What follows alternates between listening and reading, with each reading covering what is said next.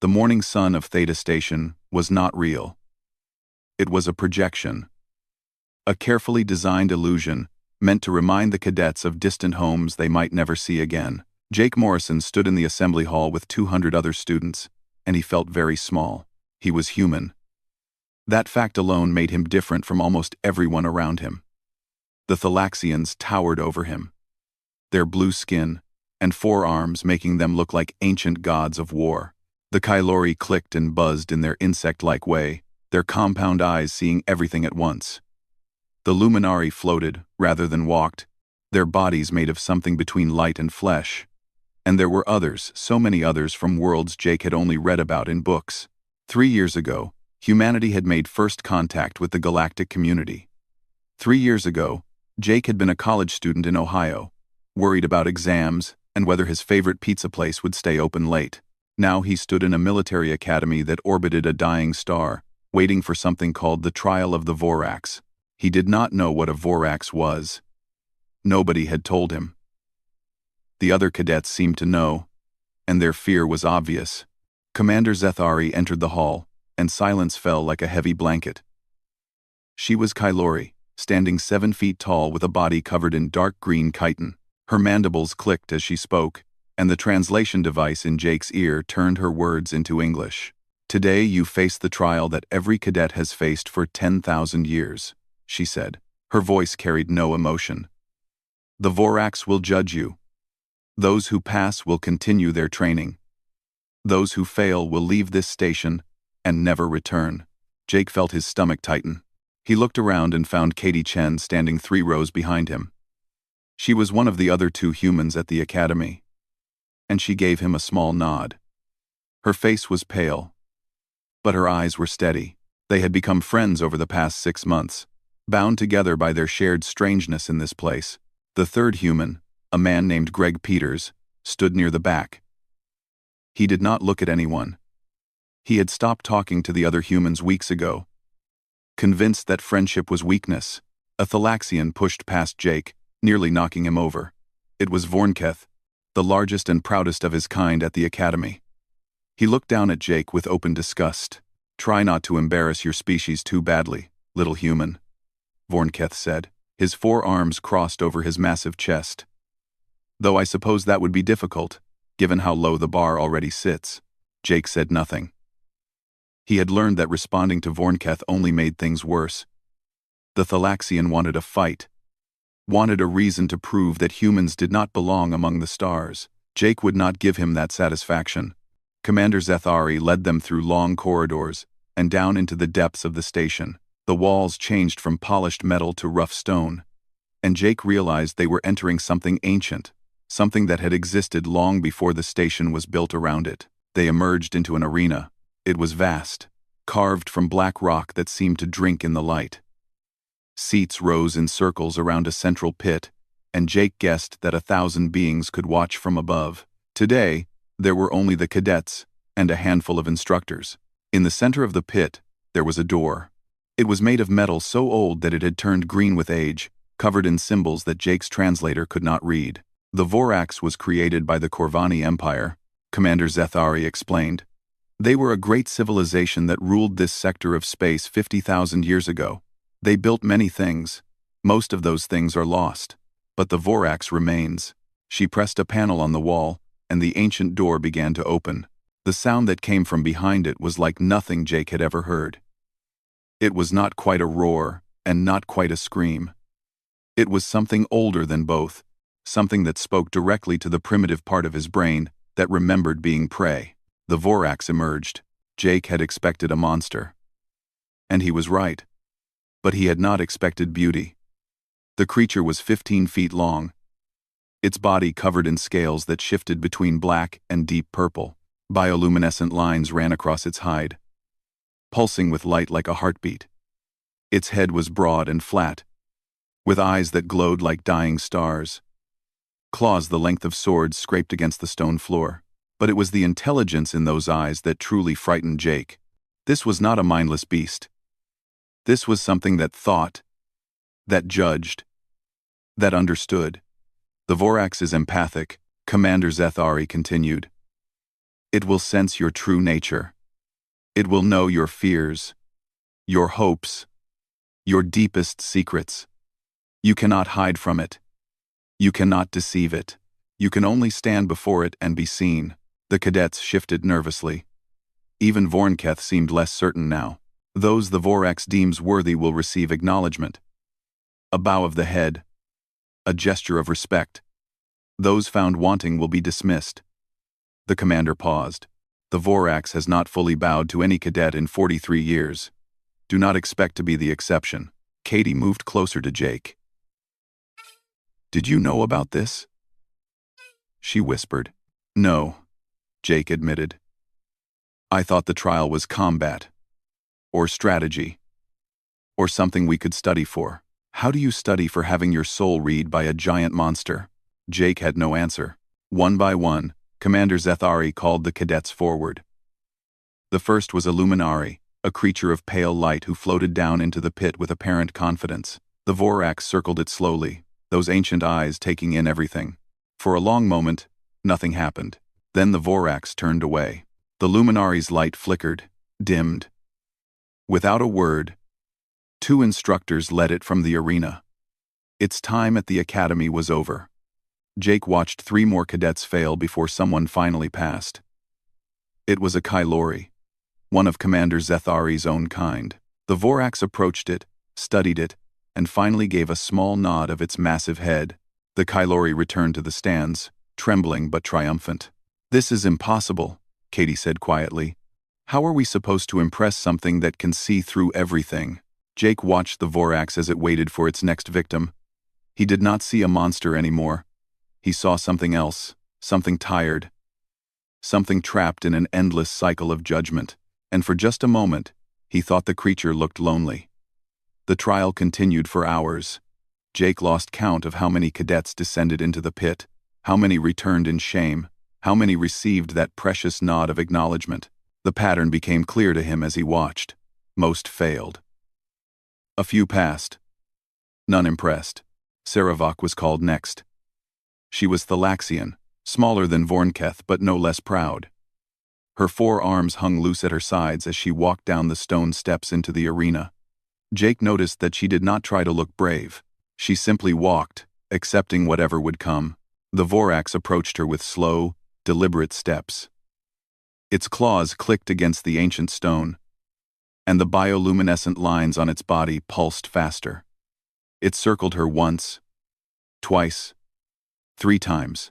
Saravok stood perfectly still. Then the creature stopped directly in front of her and lowered its head. Not a bow, just a nod, brief and businesslike. Saravok had passed. She climbed back up to the stands, and Jake saw something interesting. She was not celebrating. She looked almost disappointed, as if she had expected more, as if she had hoped for more. What did you feel? Katie asked her as she passed. Saravok paused. Unlike Vorniketh, she did not treat the humans with open contempt. She regarded them as curiosities. Nothing more. It looked inside me, she said slowly. It saw my training, my discipline, my dedication to becoming a warrior. It found these things acceptable. She paused again. But I felt it searching for something else. Something I did not have. What? Jake asked. I do not know. Saravok moved on, leaving the question hanging in the air. More cadets came and went. A Dravakian with scales like copper received a nod. A small creature from a world Jake could not pronounce fled the arena in tears before the Vorax even reached it. The instructors led it away gently, and Jake wondered what would happen to those who failed. Where did they go? What did they do with the rest of their lives? Knowing they had been found wanting by something ancient and unknowable? Then Vornketh was called. The Thalaxian walked into the pit like he owned it. His 4 arms swung with confidence, and his head was held high. He looked at the Vorax not with fear but with challenge, as if daring the creature to find him unworthy. The Vorax seemed unimpressed. It circled Vornketh just as it had circled all the others. But Jake noticed something different this time. The creature's movements were slower, almost lazy. The light patterns on its body remained dim and steady. It was not searching deeply. It was going through the motions. After a few moments, the Vorax gave a short, dismissive snort and nodded its head. Vornketh had passed, but as the Thalaxian turned to leave, Jake saw his face. There was no triumph there. Vornketh had expected something more. A bow, perhaps, or some sign that he was special. Instead, he had received the same minimal acknowledgement as everyone else. He had been found acceptable, nothing more. Jake almost felt sorry for him. Katie was called before Jake. She squeezed his hand briefly, then walked down into the pit with her back straight and her jaw set. Jake had never seen her look so determined, or so afraid. The Vorax approached her differently than it had approached the others. It moved slowly, almost carefully, as if encountering something it had not seen in a very long time. Its head tilted to one side, then the other. Those ancient eyes studying her with obvious interest. Katie stood her ground. She did not tremble, did not look away. Jake knew she was terrified. He could see it in the way her hands were clenched at her sides, but she did not let that fear control her. The Vorax circled her 3 times, then 4, then 5. The other cadets began to whisper. This was unusual. This was different. Finally, the creature stopped. It lowered its head toward Katie, and for a moment Jake thought it might actually bow, but then it simply nodded, a longer nod than most, a more respectful nod, but still just a nod. Katie climbed back up to the stands, breathing hard. What happened? Jake asked. What did you feel? It was confused, Katie said. Her voice was shaking. It expected to find certain things in my mind: aggression, dominance, the desire to conquer. Those are what it has been trained to look for. But humans, we are not built the same way as the others. What do you mean? I felt it searching through my memories, my hopes, my fears. Katie paused, collecting herself. It found my love for my family, my friendships, my desire to protect the people I care about. And it did not know what to make of these things. They were not what it expected from a warrior. Jake thought about this. The Vorax was an ancient creature, built by a civilization that had been dead for 50,000 years. It had spent millennia testing soldiers from 100 different species, all of whom shared certain traits: aggression, ambition, the drive to dominate. But humans were different. They had not evolved to conquer the universe. They had evolved to survive together, to build communities, to protect each other. Their greatest strength had never been their claws or their muscles or their weapons. It had been their ability to work together, to care for one another, to form bonds that transcended individual survival. The Vorax had never encountered anything like that. Jake Morrison, Commander Zethari called. The arena fell silent. Jake felt every eye turned toward him. He was the last human to be tested, and everyone wanted to see what would happen. Vornketh laughed quietly. Perhaps the beast will finally have a meal, he said to his friends. The little human looks barely worth the effort of judging. Jake ignored him. He walked toward the steps that led down into the pit, and with each step, he felt his fear growing. But alongside that fear, something else was growing too: understanding. He had watched the Vorax all day. He had seen how it moved, how it reacted, how it seemed to grow more tired and disappointed with each passing cadet. And he had noticed something that no one else seemed to see. The Vorax was not just judging them. It was hoping that one of them would be different. Hoping that after all these centuries, it would finally find what it was looking for. Jake stepped into the pit and faced the ancient creature. I see you, he said quietly. And I think I understand. The Vorax went very still. The pit was colder than Jake had expected. The black stone beneath his feet seemed to pull heat from the air itself. And he could see his breath forming small clouds in front of his face. The Vorax stood 20 feet away, watching him with those terrible, beautiful eyes. Everyone in the arena was silent. Jake could feel their stares like physical weight pressing down on him. The Thalaxians expected him to fail. The Kylori observed with scientific interest. His fellow humans, Katie in the stands, Greg somewhere in the back, waited to see what would happen to one of their own. But Jake was not thinking about any of them.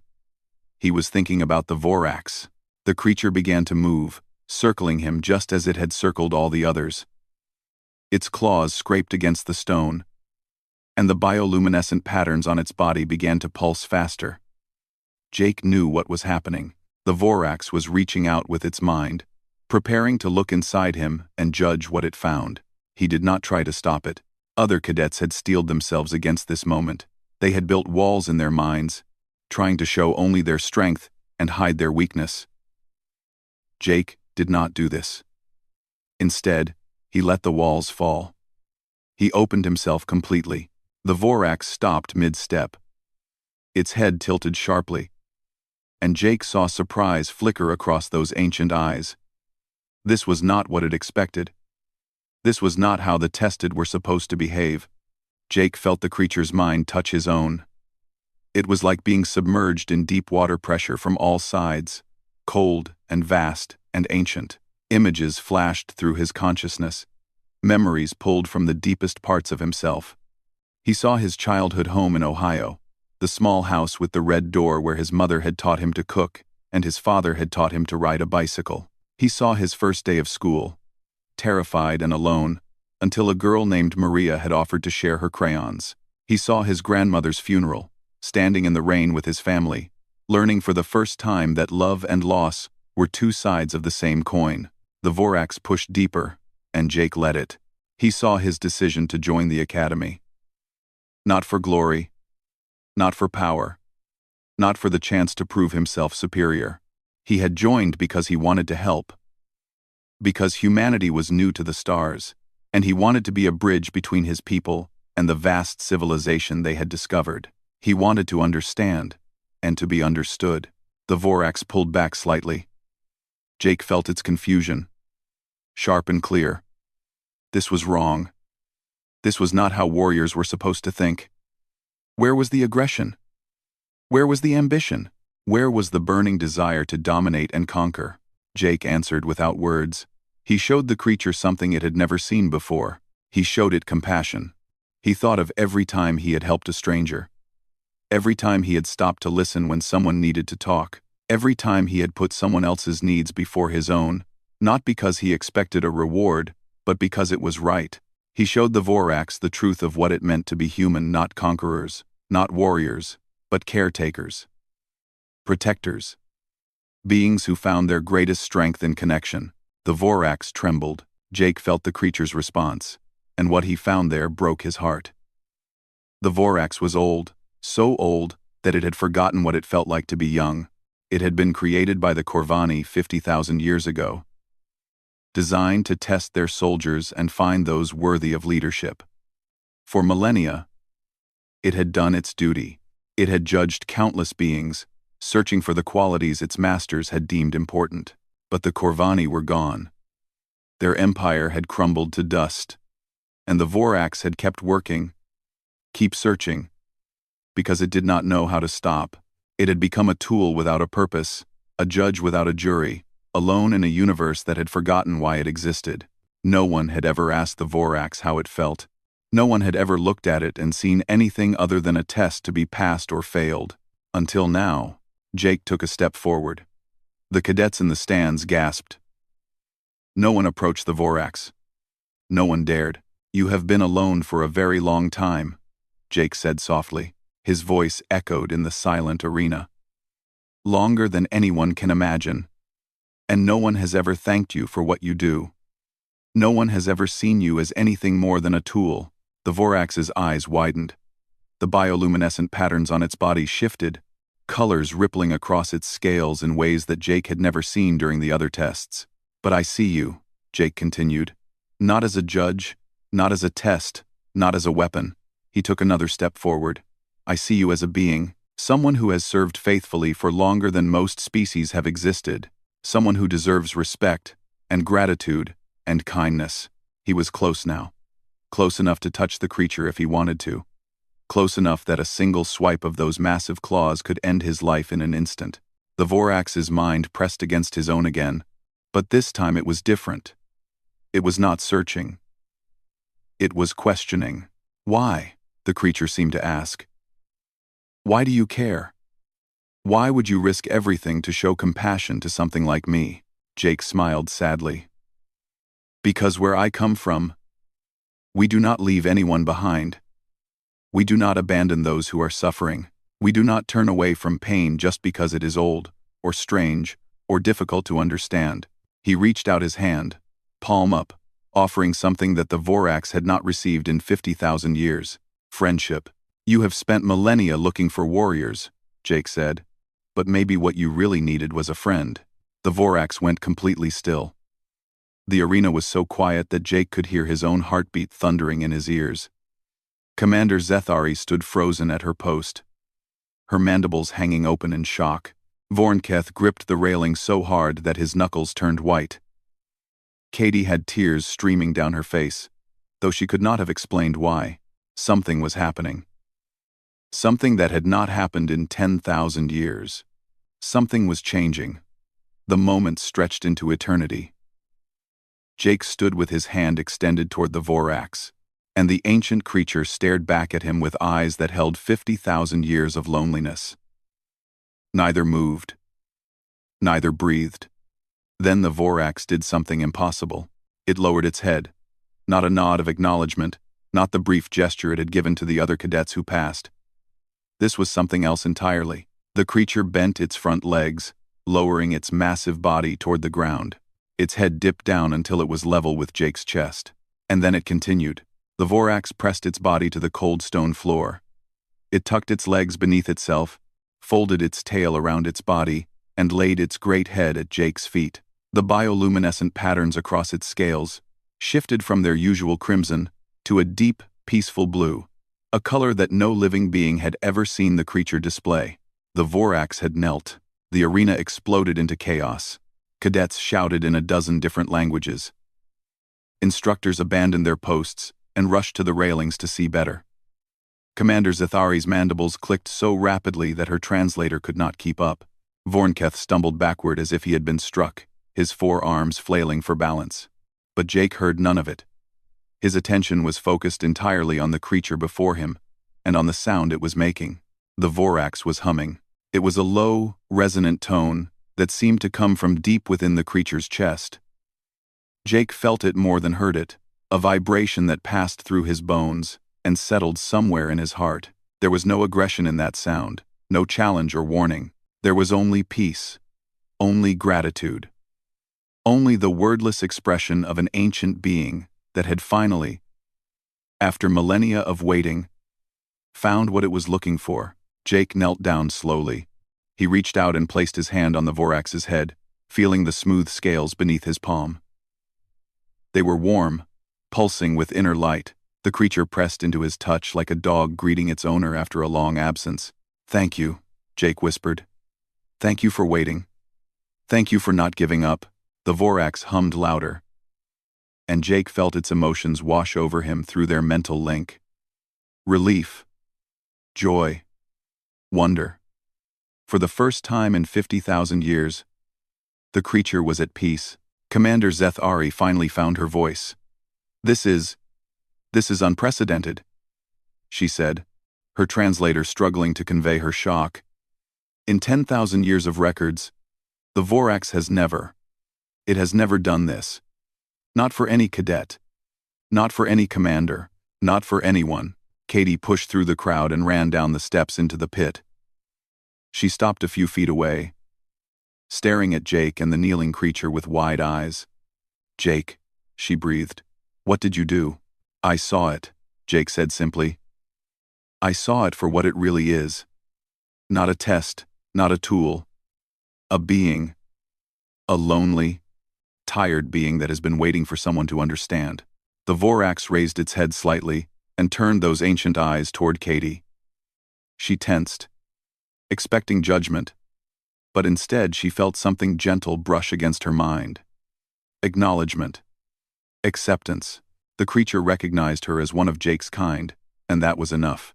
More instructors arrived, speaking rapidly in languages Jake did not understand. There was fear in their voices, and excitement, and something that might have been hope. Word was spreading through the station. The Vorax had knelt. The impossible had happened. Vornketh finally found the courage to approach the edge of the pit. He stared down at Jake with an expression that mixed disbelief with something else, something that might have been the first stirrings of respect. "How?" the Thalaxian demanded. "You are human. You are small and weak. And your people have been among the stars for barely a heartbeat. How could you possibly succeed where warriors of 100 species have failed?" Jake looked up at him. "Because I was not trying to succeed," he said. "I was not trying to prove myself or pass a test. I was just trying to understand." "That makes no sense." "Maybe not to you." Jake turned back to the Vorax, stroking its head gently. "Your people, Vornketh, and the Kylori, and the Luminari, and all the others you have spent thousands of years trying to conquer the universe. You look at everything and everyone as something to overcome, something to defeat, something to judge. But where I come from, we learned a different lesson." He paused, choosing his words carefully. "Humans are not the strongest species. We are not the fastest or the smartest, or the most advanced. We know this. We have always known this. And so we learn to survive by working together, by understanding each other, by finding connection instead of conflict." The Vorax hummed again, a sound of agreement. "This creature has spent 50,000 years looking for strength," Jake continued. "But strength comes in many forms. And sometimes, the greatest strength is not the ability to conquer. It is the ability to connect." Commander Zethari descended the steps slowly, her compound eyes fixed on the scene before her. She stopped several feet away, clearly uncertain how to proceed. In all her years of service, in all the history she had studied, nothing had prepared her for this moment. "The human speaks truth," she said finally, her voice quiet. "The records show that the Corvani created the Vorax to find leaders for their empire. We always assumed this meant warriors. We assumed the creature was searching for those strong enough to command armies and conquer worlds." She paused, her mandibles clicking softly. "Perhaps we were wrong. Perhaps the Corvani knew something we have forgotten. Perhaps true leadership is not about domination at all." Jake stood, and the Vorax rose with him. The creature was still massive, still terrifying in its power and presence. But something had changed. It no longer stood apart, waiting to judge. It stood beside Jake, its great head nearly resting on his shoulder. "What happens now?" Katie asked. Commander Zethari looked at Jake, at the Vorax, at the gathered cadets, who were watching with expressions that ranged from awe to confusion to fear. "Now," she said slowly, "everything changes." 3 days had passed since the trial, and Jake had barely slept. Commander Zethari had summoned him to meeting after meeting, asking questions he could not always answer. Scholars from across the galactic community had sent messages requesting interviews. The news of what had happened had spread far beyond Theta Station, and everyone wanted to understand how a human cadet had accomplished something that no one had achieved in 10,000 years. But tonight, Commander Zethari had summoned him for a different reason. She wanted to show him something. Her private chambers were deep within the station, in a section that cadets were normally forbidden to enter. The walls were lined with ancient artifacts, weapons and tools and works of art from civilizations that had risen and fallen while humanity was still learning to make fire. Commander Zethari moved past these treasures without a glance, leading Jake to a small room at the back. Inside, there was only a single object, a crystal sphere about the size of a basketball, resting on a pedestal of dark metal. It glowed with a soft inner light, and Jake felt a strange pull toward it, as if it recognized him somehow. "This is a Corvani memory stone," Commander Zethari explained. "One of only 3 that still exist. It contains the thoughts and memories of those who created it, preserved across 50,000 years." She touched a panel on the pedestal, and the sphere blazed with sudden light. Images appeared in the air around them, holographic projections of beings that had been dust for millennia. The Corvani had been beautiful, Jake realized. They had 4 arms like the Thalaxians, but their skin was silver, and their eyes were deep purple, full of wisdom and sadness. One of the Corvani stepped forward. It was a recording, Jake knew.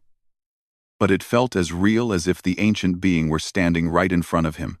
"If you are watching this," the Corvani said, "then the Vorax has finally found what we created it to seek. We offer our congratulations and our apologies. For we knew this day might never come." The image shifted, showing the Vorax as it had been when it was first created. It looked younger somehow, less tired, its bioluminescent patterns blazing with vibrant color.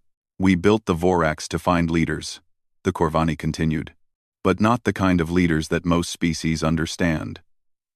We had conquered half the galaxy by the time we created this creature. We had built an empire that spanned thousands of worlds.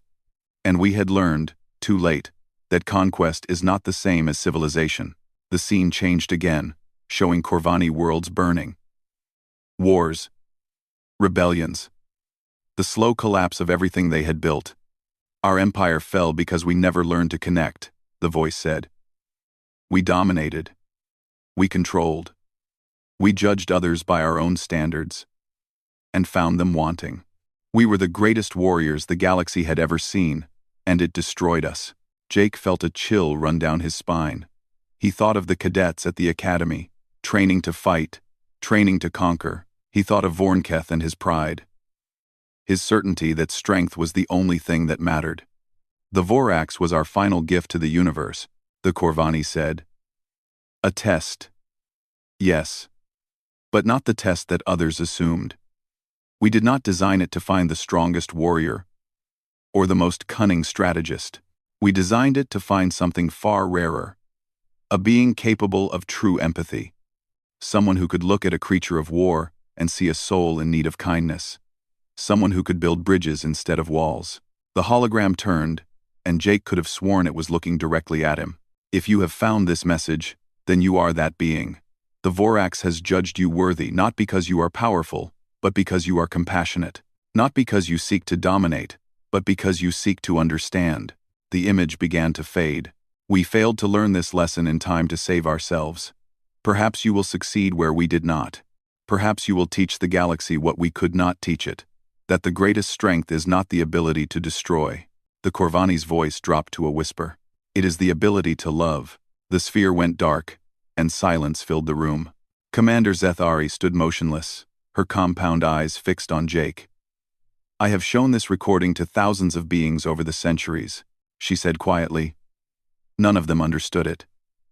They thought it was a riddle, or a trick, or the ramblings of a dying civilization. But you understood it without ever seeing it." "I did not understand anything," Jake said. "I just saw something that needed help. And I helped." "That," Commander Zethari said, "is exactly the point." She led him out of her chambers and through the corridors of the station. Cadets stopped and stared as they passed. Word had spread about what happened in the arena, and Jake saw a mixture of emotions on the faces around him: wonder, confusion, fear, and in some cases, the first stirrings of something that might grow into respect. They emerged into the main atrium, where a crowd had gathered. The Vorax was there, no longer confined to its ancient chamber. It stood in the center of the space, surrounded by cadets, who kept a careful distance. But when it saw Jake, it moved toward him with obvious joy, its massive tail swishing like a happy dog. Vornketh stepped forward from the crowd. The Thalaxian warrior looked different than he had 3 days ago. The arrogance was still there, but it had been tempered by something else: uncertainty, perhaps, or curiosity. "I have thought about what you said," Vornketh admitted. "About connection instead of conflict. About understanding instead of dominance." He paused, his forearms shifting awkwardly. "I do not fully understand it. But I wish to learn." Jake looked at the Thalaxian warrior, at the gathered cadets, at the ancient creature that had waited 50,000 years to find him. "Then let me teach you," he said. The Vorax rumbled in agreement, pressing its great head against Jake's shoulder. And Jake understood, finally, why humans had been brought to the stars. Not to conquer, not to compete, but to share something that the galaxy desperately needed. the ability to see others not as obstacles to overcome, but as beings worthy of compassion. The strength to reach out across impossible divides and find common ground. The courage to love. Jake Morrison was just one human. Small and fragile in a universe full of ancient wonders. But he had done something that warriors of 100 species could not do. He had reached out to something lonely and afraid and offered it friendship. And in doing so, he had changed everything. The Vorax walked beside him now. No longer a weapon. No longer a test.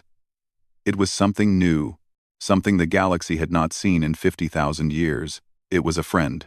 And that, Jake thought, was where real strength began.